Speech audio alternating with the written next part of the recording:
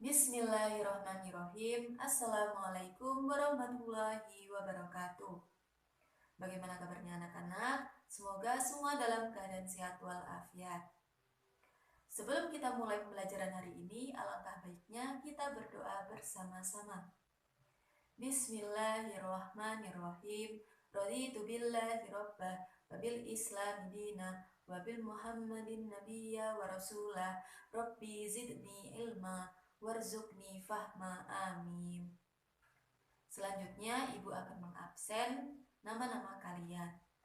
Berhubung sekarang ini kita masih dalam situasi pandemi, maka dari itu kita belum bisa melakukan tatap muka secara langsung.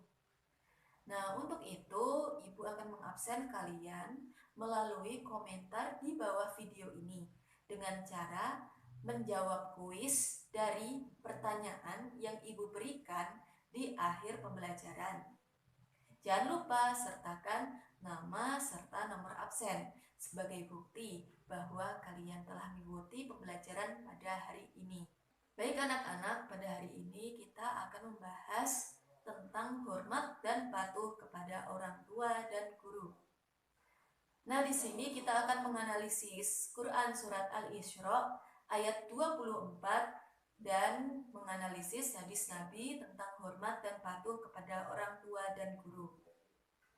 Nah, sebelum itu ibu akan menanyakan kepada kalian, apa sih itu orang tua? Jadi orang tua itu di sini ada 3 komponen. Yang pertama adalah ibu, yang kedua ayah, yang ketiga adalah guru.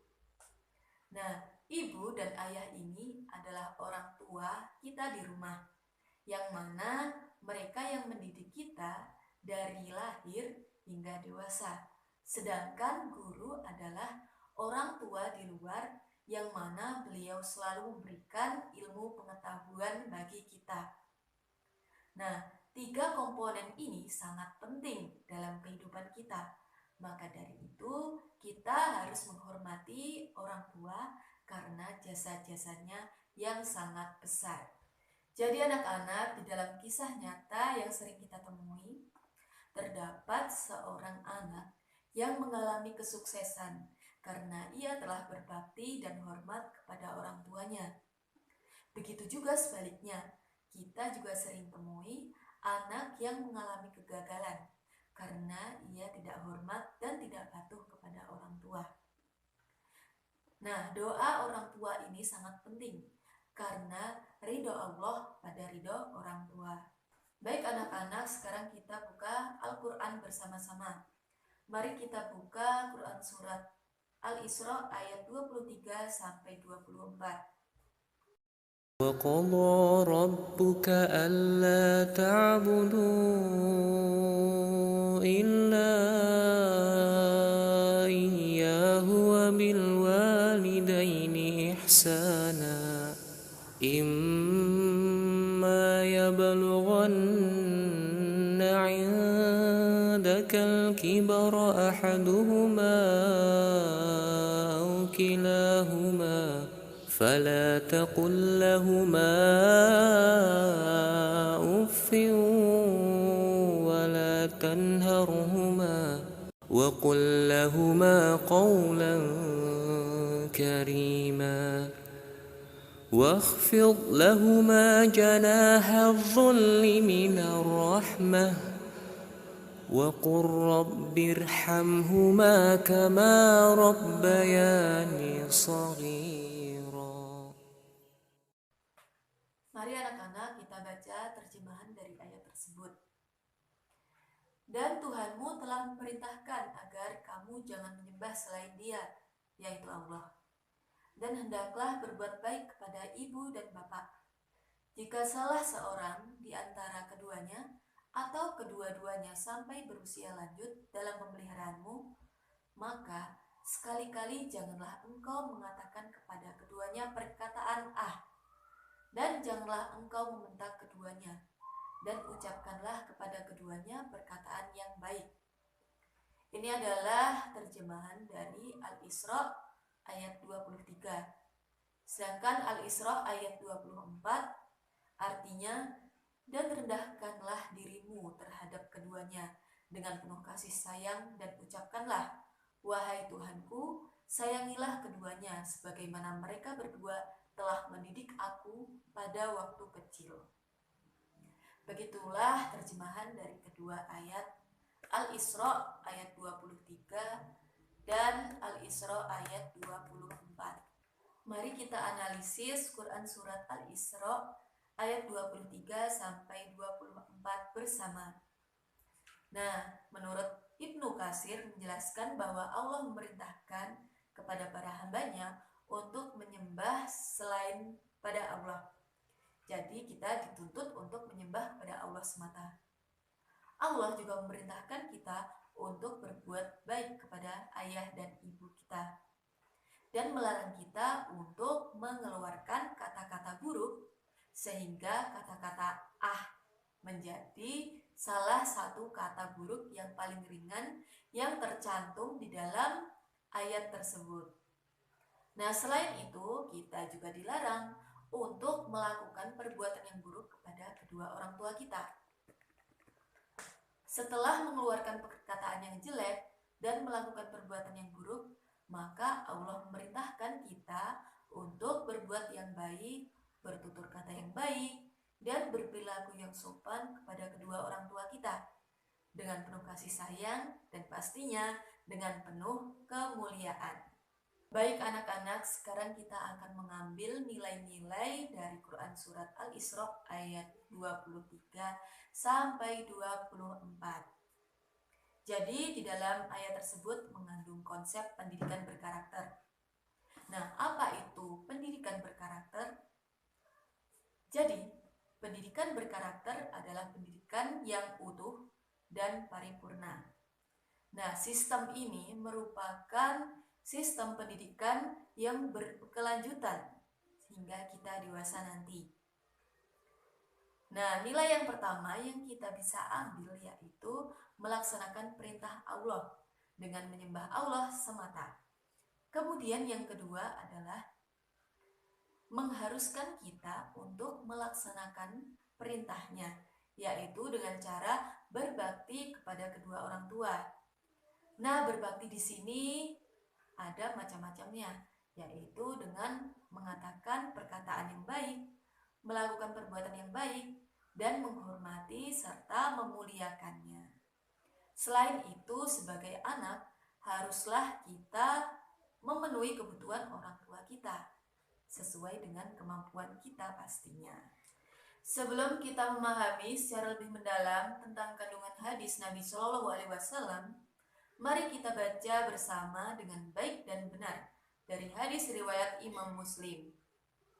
Haddatsana Syaibah bin Farruh, haddatsana Abu Awanah an Suhailin anin Nabihi an Abi Hurairah anin Nabi sallallahu alaihi wasallam qala rogima anfu summa rogima anfu summa rogima anfu qila man ya Rasulullah qala man adraka abawaihi indal kibari ahaduhuma aw kilaihima falam yadkhulil jannah.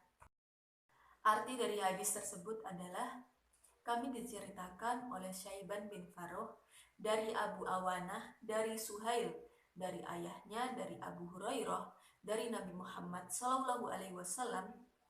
Dari Abu Hurairah dari Nabi Muhammad, beliau berkata, dia celaka, dia celaka, dia celaka. Lalu beliau ditanya, siapakah yang celaka ya Rasulullah?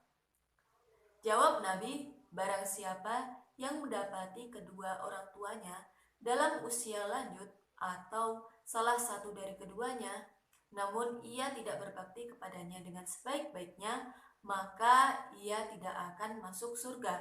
Rawahu Muslim. Selanjutnya, sikap atau perilaku yang dapat kita terapkan di dalam kehidupan sehari-hari sebagai penghayatan dari hadis Nabi Shallallahu Alaihi Wasallam, yaitu yang pertama, selalu berbakti kepada kedua orang tua, terutama kepada mereka yang masih hidup. Jika salah satu dari keduanya telah tiada, maka diwajibkan untuk kita mendoakannya. Karena doa anak adalah doa yang sampai kepada orang tua yang telah tiada. Kemudian yang kedua, senantiasa berbakti kepada kedua orang tua, karena nilai kebaikannya di sisi Allah Subhanahu wa taala dijajarkan dengan nilai jihad. Selain berbakti kepada orang tua, kita juga harus berbakti kepada guru. Kenapa seperti itu? Ya, karena jasa guru di sini sangat besar. Bagi siapa? Bagi masyarakat dan juga pastinya bagi muridnya. Bahkan jasanya sangat besar bagi kemajuan suatu bangsa dan negara. Nah, kita tidak akan menjadi pintar, kita juga tidak akan menjadi cerdas, tidak akan menjadi sukses jika kita tidak dibimbing oleh guru. Maka dari itu, tugas guru ini sangat mulia, yaitu mencerdaskan kehidupan bangsa. Jadi anak-anak, guru merupakan orang tua kedua kita. Karena apa? Karena beliau telah mendidik kita menjadi pribadi yang lebih baik. Sebagaimana wajib hukumnya, kita mematuhi orang tua kita. Kita juga harus mematuhi perintah dari para guru kita. Selagi perintah tersebut tidak menyimpang dari syariat agama Islam dan juga negara.